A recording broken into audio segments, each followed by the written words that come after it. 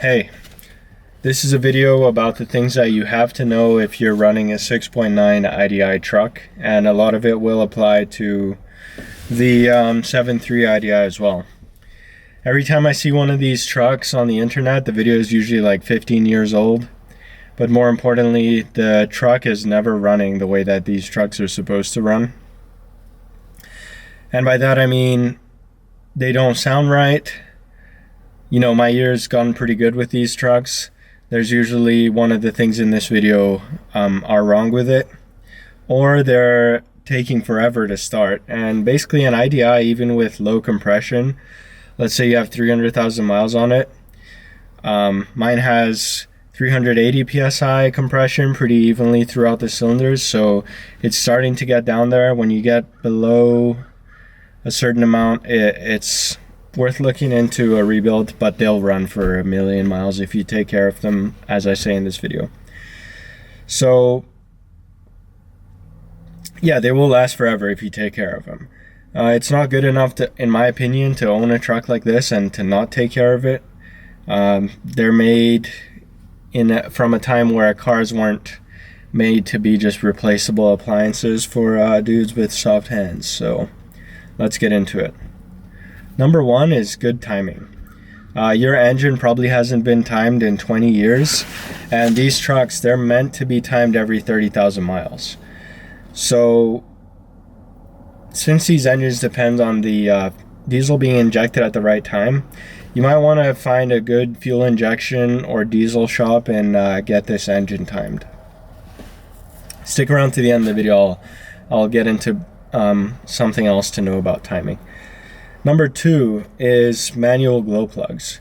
So the IDI is once again famous online for taking ages to start, but it's just because people don't know how to maintain these engines. Here's a video of mine starting. It was 12 degrees Celsius and the truck had been sitting for a couple of days.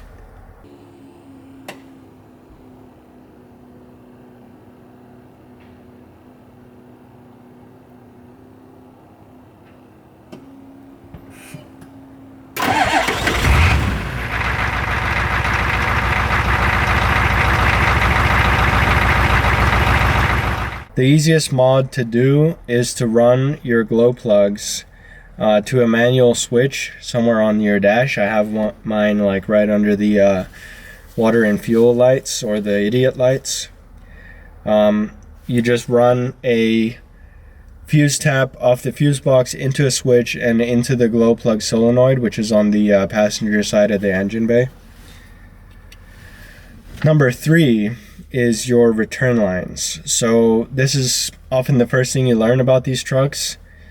All the injectors have these plastic caps with rubber hoses that send the unneeded fuel back to the filter if the injector doesn't use them, doesn't use that fuel, and these often leaks. So a kit is like 40 bucks on Rock Auto right now. They used to be 10 bucks. And you know, if you have fuel coming out, you have air going in, so that's going to hinder your starting and your performance. Speaking of air, tip number four is that you should replace the mechanical lift pump, which is on the passenger side of the block.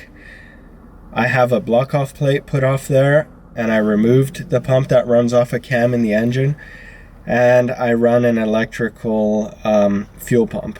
So when it comes to electric fuel pumps, something important in these engines is that there are two types. You have diaphragm fuel pumps and you have rotary electric fuel pumps. The diaphragm pumps, they sound like ta-ta-ta-ta-ta, and those ones, they pulse.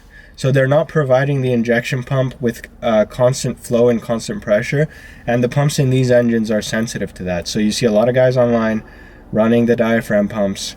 Make sure you get yourself a rotary vane fuel pump, like a Carter. Here's a picture of mine. Another thing to note is that you want to run the fuel pump off of the accessory position in your ignition.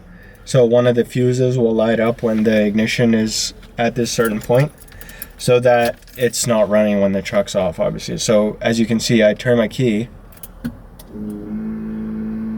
When all the accessories light up, the fuel pump's running, and then now I can start the truck. So it only runs when the key is in. Number 5 is your injectors. Having good injectors, of course, ensures like the fuel is sprayed in the right amount of little droplets so that your engine runs well.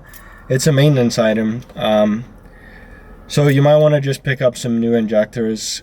They usually recommend replacing the injection pump when you do the fuel pump, when you do the injectors, sorry. I haven't done that, but if you decide to go that way, Classic Diesel Designs, in my opinion, does the best pumps. They remanufacture them to actually be of higher quality and last longer than the factory pumps. Number 6 is another thing about injectors. Maybe yours are just dirty. So a cool tip for these trucks, which comes from Aspie's Worth Shop Garage, which is a YouTube channel that a guy that works on these trucks. What he recommends is, and this is a military trick, you fill your fuel filter with Type F or Dextron Mercon ATF, which is the ATF that these trucks used. And it's usually sold as like classic car ATF. You fill your fuel filter with that, you turn on your engine, you let it run for about a minute so that all that ATF gets in your injection pump and your injectors. Turn the truck off, leave it overnight. The next day, start it up and just rip it a little bit, let it get to the governor to clean all that crap out. Number 7 is additives. So diesel nowadays is very dry because climate change or some bullshit like that. And the result is that these engines don't last. So the DB2 injection pump in these trucks, it depends on the lubrication of the fuel itself to keep the pump lubricated. So you can imagine if you switch to dry diesel, the pump's not getting lubricated and it's probably not going to last very long. Every diesel additive you see out there says that it improves lubricity, but never to the point where it gets to the same oiliness as diesel would have been in the 1980s when these trucks were new. So there's only 2 additives that actually achieve that level of lubricity. Number 1 is Optilube XPD, and the second one is 2-stroke oil. So what I do is I put 2-stroke oil, about 150 milliliters in each tank that I fill up. The important thing is you have to use the 2-stroke oil that's non-synthetic and ashless, and these are called TCW3 2-stroke oils. And what that means is when it burns inside your engine, it's not going to leave deposits in your valves and stuff like that. Number 8 is very simple. Check your fluids. You got this truck, you don't know what the last guy was doing with it. The transfer case in this one, it's a 4-wheel drive. It uses ATF, the same ATF I spoke about before. In any Ford from the 80s, the power steering pump also uses ATF. And if your power steering pump is loud, that just means it's low on fluid with any Ford from this time period. Also, transmission, differential fluids, everything. Number 9 is to buy the books. So I think with any old car, you want to buy the books. The Haynes manuals are good, but also the shop manuals and any supplements that are available. These are made by the Ford engineers who built these cars, or Haynes, who takes apart at one of these trucks, and then they put it back together and they write the manual as they do that. So, trust the Ford engineers rather than some forum post from 2003.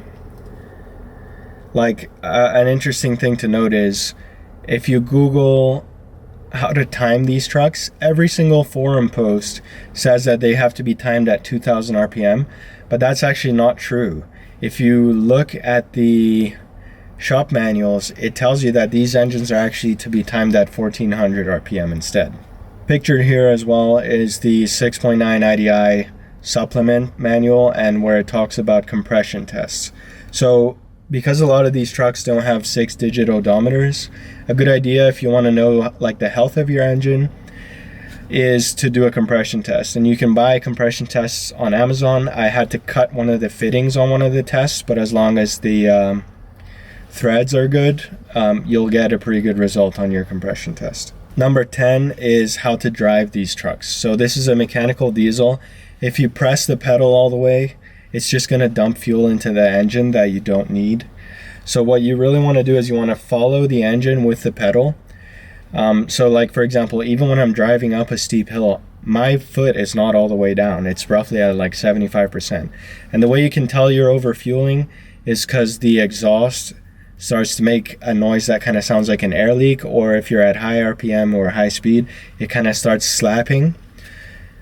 If you push the pedal the right way gradually, it'll the engine sounds pretty consistent throughout the RPM range.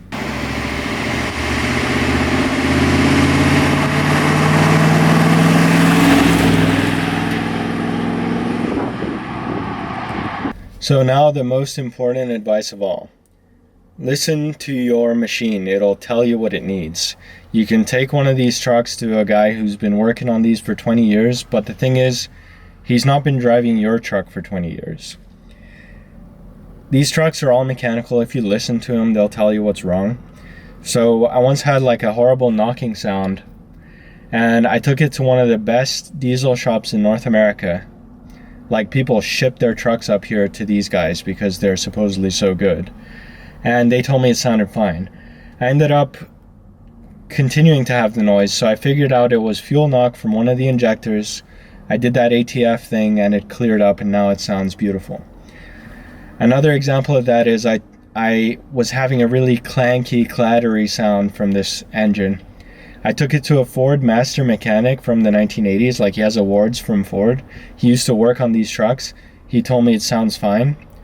I figured out that my truck was drinking oil ever so slightly, and when it would get below a certain level, it would sound like someone was rattling a toolbox, or it would sound like the tolerances inside the engine weren't good. So what I do now is, when it starts to sound like that, I add about this much oil from a bottle that I keep behind my bench seat, and when the engine has just the right amount of oil that it likes, it sounds super quiet. So listen closely, it'll tell you what it needs, right? Anyway, thanks for checking out this video. I hope you took some notes, and I hope you won't treat your truck like crap. These are worth taking care of. See ya.